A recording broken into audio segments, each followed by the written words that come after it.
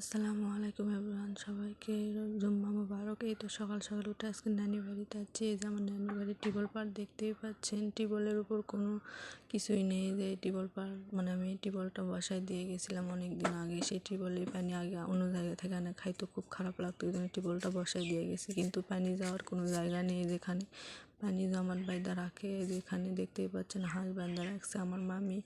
এই যে চুলার পাড়টা দেখতেই পাচ্ছেন, বৃষ্টি এলে খুব কষ্ট করে আমার আম্মু আর আমার নানি রান্না করে। আর এই যে বাড়ির মানে ঘরের লোক আপনাদের সাথে শেয়ার করতেছি। এই যে খুব খারাপ লাগে আমার। এই যে দেখেন বেড়ার ভিতর দিয়ে সব কিছু দেখা যাচ্ছে। ঘরের ভিতর দিয়ে বৃষ্টি আসলে পানি পড়ে, তাও অনেক কয়বার করে ঠিক করে দিয়ে যায় আমি আর আপনাদের ভাইয়া। এই জন্য সবার কাছে দোষ, আমরা পরের বাড়ি থেকে আসে কেন ঠিক করে দিয়ে যাই। দুইটা ছেলে থাকা সত্ত্বেও আজকে এইভাবে থাকতে হয় আমার মা আর নানিকে। এই জন্য খুব খারাপ লাগে, আসতে মন চায় না। আপনাদের ভাইয়া তো আসেই না, ওই জন্য করে আপনাদের ভাইয়া আসে না, এই জন্য আমি আসি।